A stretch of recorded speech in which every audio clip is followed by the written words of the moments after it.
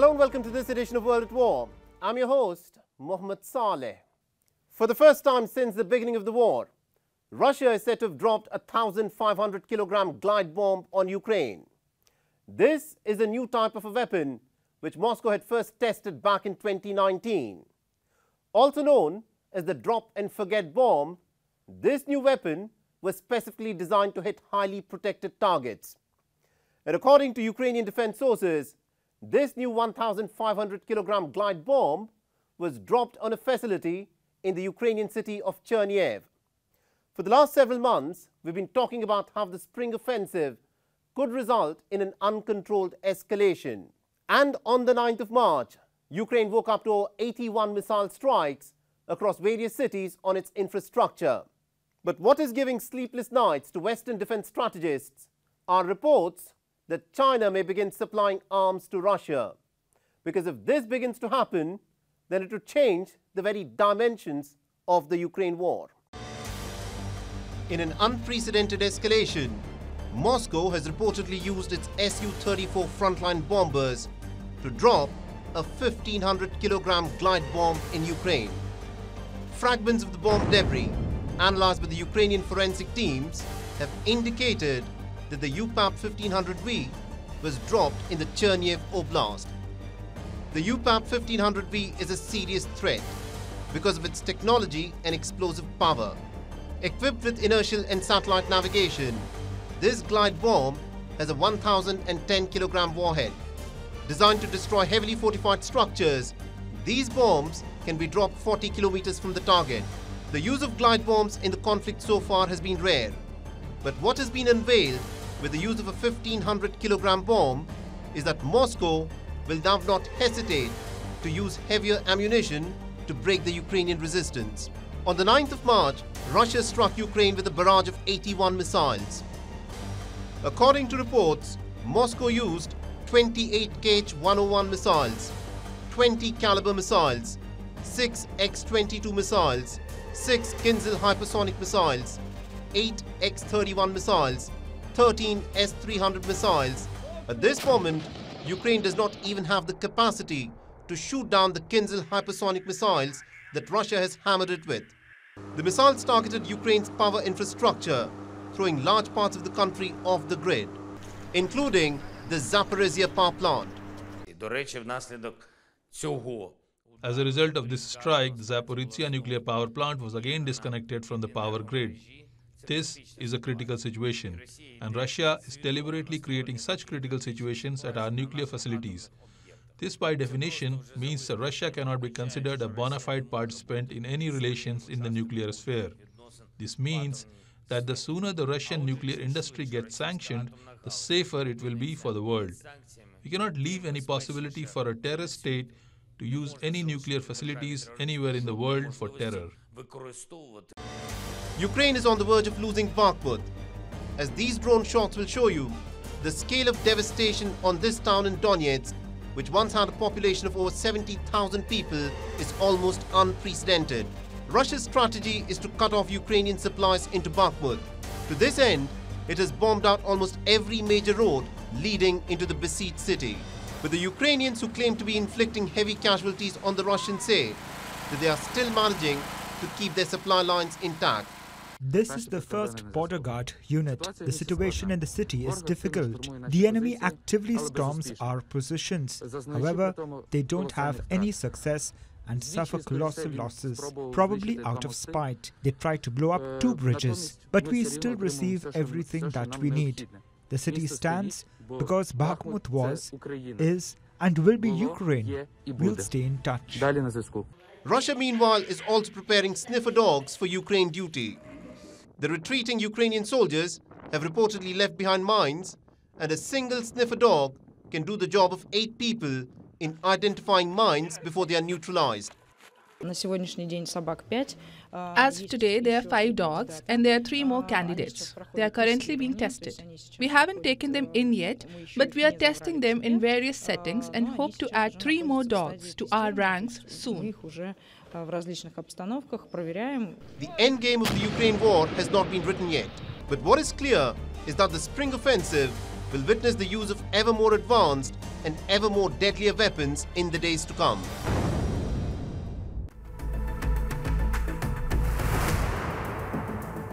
The turf war between the Taliban and the ISIS Khorasan is getting ever more vicious and violent. In a chilling incident, the Taliban governor of the Balkh province was assassinated when he was sitting inside of his second-floor office in the provincial capital of Mazar-e-Sharif. This is one of the most high-profile killings of a Taliban leader ever since the hardline Islamist group stormed to power in Afghanistan in August 2021. A bitter civil war is presently underway within the mountains of Afghanistan, where two fundamentalist groups are clawing at each other's throats. The irony, though, is this: the ISIS Khorasan is using exactly the same tactics that the Taliban had used to great effect in the two-decade-long insurgency that they waged against the United States. Will the Taliban prevail over the ISIS Khorasan, or will Afghanistan be taken over the Islamic State Khorasan, is a proposition for which there are no easy or immediate answers. This is the chilling video from the Taliban governor's office in Mazar-e-Sharif, captured by a CCTV camera. It shows the moments just before the blast, as a suicide bomber walked into the building, climbed onto the second floor and detonated himself. The governor of the Balkh province, Mohammed Saleh, and two of his security guards were killed on the spot. Mohammed Saleh is the most high-profile Taliban leader to have been killed since the hardline Islamists stormed to power in Afghanistan. Taliban spokesperson Zabiullah Mujahid admitted that the governor of the Balkh province had been martyred in an explosion by the enemies of Islam. The assassination of the Balkh governor happened just a fortnight after the Taliban announced that it had killed two key commanders of the ISIS Khorasan terror group.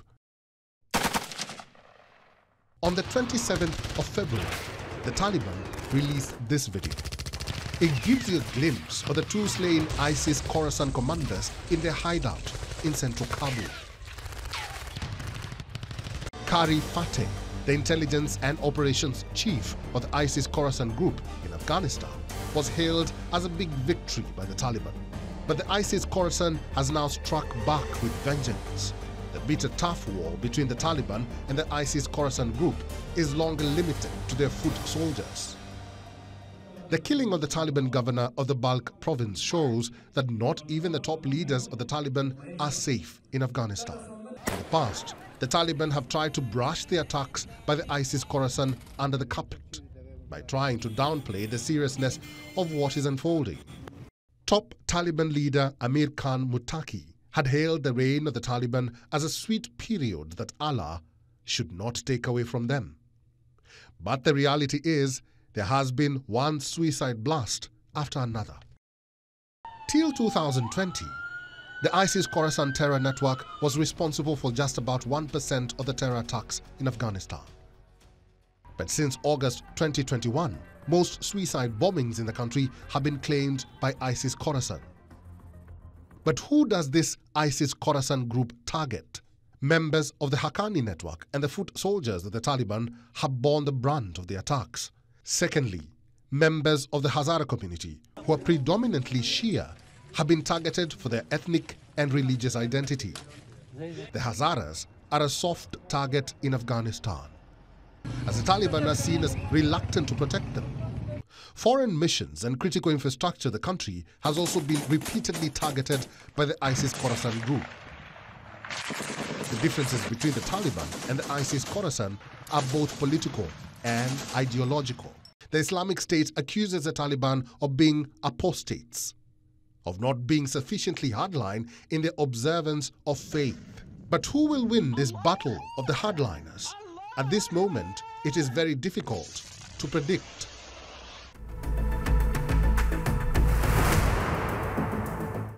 Seven people were killed in a deadly mass shooting at Jehovah's Witnesses Church in Hamburg. 8 others are said to have been grievously wounded. The gunman, who the police has identified as Philip F., is said to be a 35-year-old former member of Jehovah's Witnesses Church. Mass shootings in Europe's most populous nation are not unheard of, but they are rarer than the United States.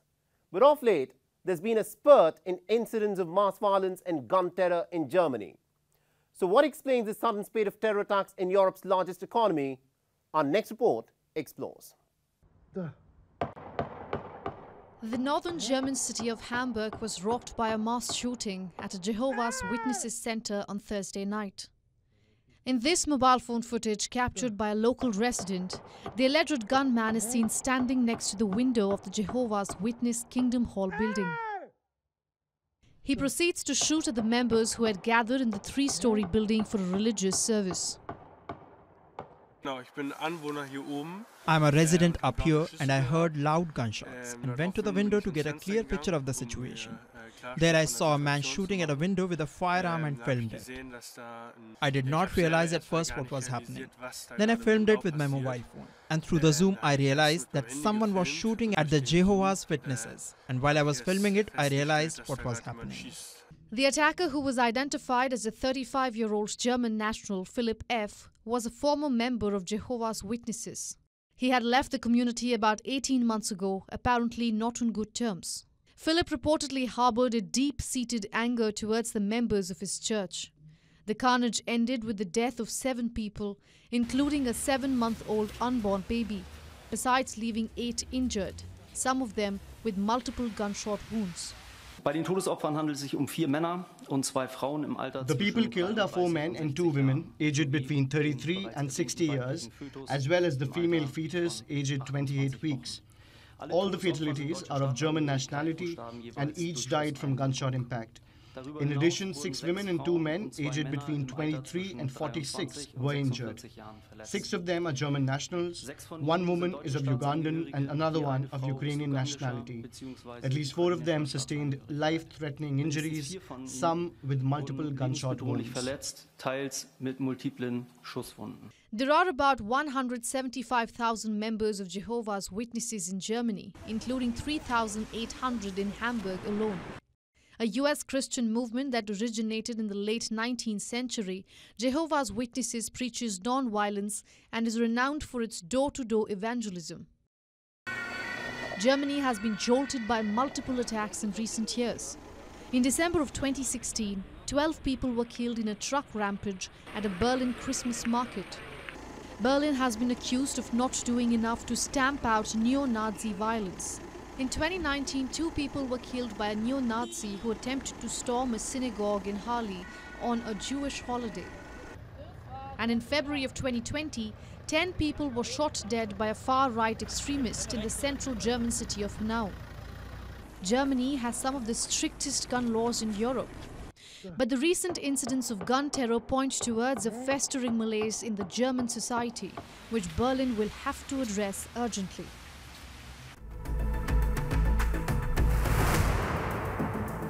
9 police officers were killed and at least 12 others were injured on Monday in Pakistan's restive Balochistan province. The incident has been described as one of the deadliest attacks on security forces in recent months. A suicide bomber riding a motorcycle rammed into a police truck. The Pakistani security forces have been battling a deadly decades-long insurgency by Baloch separatists. But at this moment, though, it is not clear as to who's responsible for the deadly attack on the police personnel in Balochistan. Our next report gets you more details on why Balochistan remains one of the biggest pressure points for Islamabad.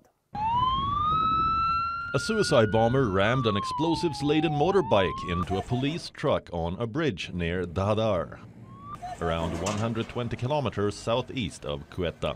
The attack happened at about 10 o'clock in the morning, at a time when the police personnel were on their way back to Quetta, after providing security for the annual week-long cattle show at the CB Mela. 9 police personnel were killed on the spot, along with a civilian. Many others were left wounded by the powerful blast. In the sad incident that happened this morning, so far we received 16 casualties, in which 9 were killed and others were wounded. We had shifted 3 seriously wounded to CMH, Combined Military Hospital. I myself and my staff are here treating others. The Chief Minister of Balochistan Province, Abdul Quddus Bizenjo, and Home Minister of Balochistan, Ziaullah Langao, visited the survivors of the attack. The impact of the powerful blast can be gauged by the fact that it threw the police truck upside down with its windows being completely blown off. Interior Minister Rana Sanaullah reaffirmed that the government would provide all resources to provinces for maintaining law and order and to root out the menace of terrorism. The whole country is standing with them. The central government is standing with the Balochistan government. They will not be devoid of any resources. A relatively unknown militant outfit called Tehreek-e-Jihad Pakistan has claimed responsibility for the attack. Experts, though, are of the opinion that the terror group could be a proxy of the Tehreek-e-Taliban Pakistan.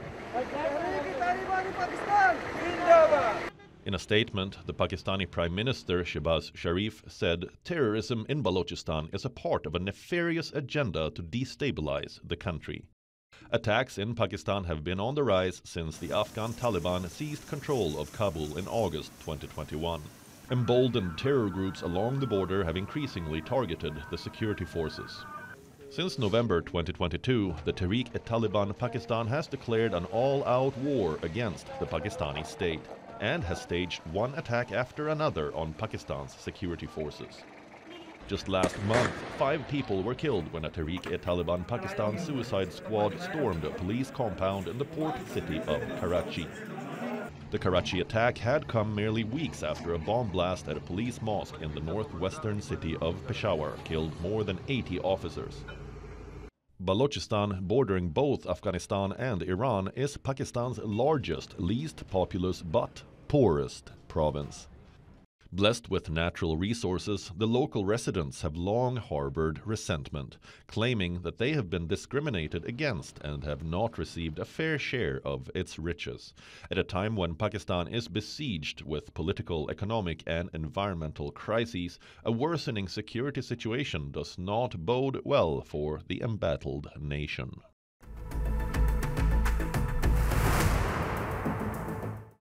The Georgian capital of Tbilisi turned into a battleground this past week.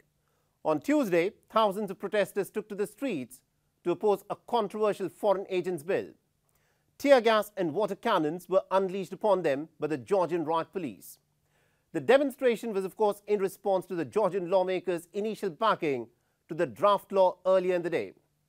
Critics of the law say that this law is reminiscent of the Russian legislation that was used to crack down on dissent. The very next evening, waving Georgian and EU flags, thousands of people turned up in front of the Georgian parliament. Eventually, the ruling Georgian Dream Party was forced to step back with a public announcement that it was dropping the controversial bill. Our next report gets you the details. The Republic of Georgia was in the throes of chaos on Tuesday evening.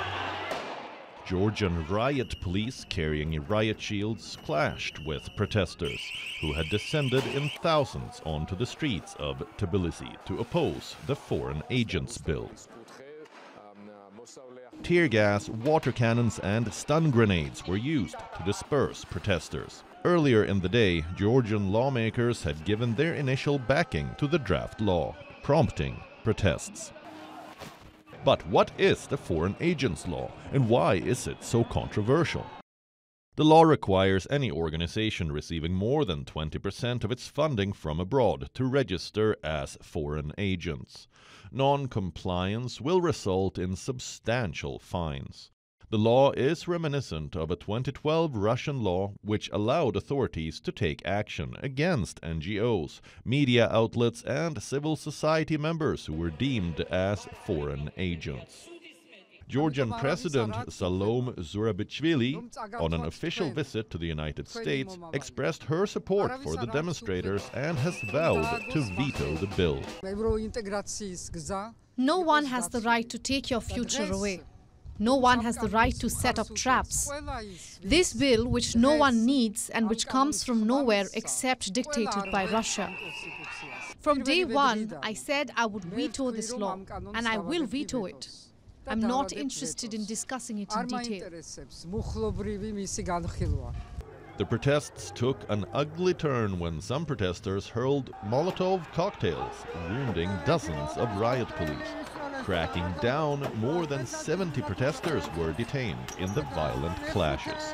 Undeterred, the main opposition party, the United National Movement, and civil society groups called for protests the next day as well.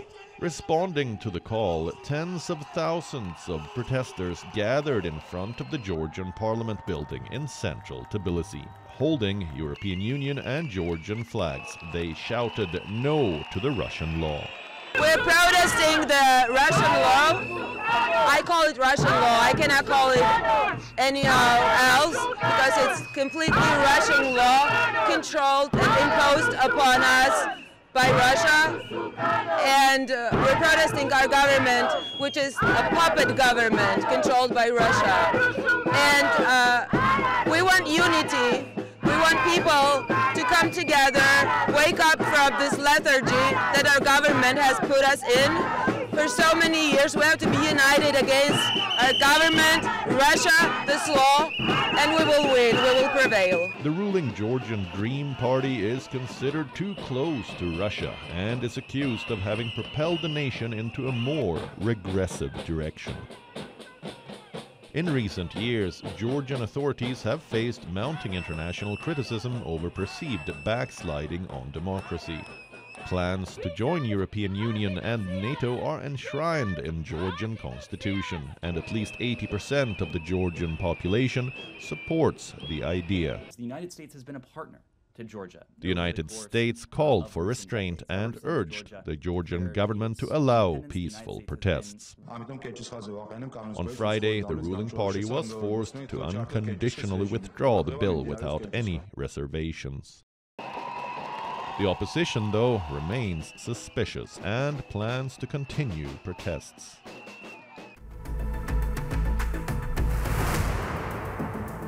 Well, that's all the time we have in this edition of World at War. And if you want to get in touch with me with any comments, feedback or suggestions, you can do so by writing into me on the Twitter handle that you see on your screens. I'm your host, Mohammed Saleh, and I'll see you again next week.